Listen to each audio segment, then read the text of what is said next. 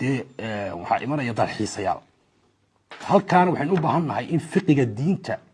ay wasaaradda diintu dib ugu noqoto oo dalxiisu hadduu dee meesha caburin ku dareema iman maayo fiqiga islaamkana waxaa laga soo helayaa wax waasac wey tusaale ahaan madhabka maalikiyadu wuxuu qabaa in dadka gaalada ah waxyaaba inaga xaaraanta laga iibin karo oo waxaa jirta mas'alo usul fiqiga jirta lahdo hal kufaaru mukhaatabuuna bifuruuc shariica waxyaabo dadka aan muslimiinta ahayn waxyaabaha fiqigeena ku saabsan miyaa lagula hadlay culimada maalikiyadu waxay qabtaa maya sida awgeed dad Morocco tagto qofka Moroccaanka ee khanziirka wuxuu ka iibinayaa qofka Jarmalka ee dalxiisaa wuxuu kaloo ka iibinayaa alcoholka wuxuuna ku leeyahay diin caadi dhib ma jirto laana gaalada furuucda shariicada lagula hadlin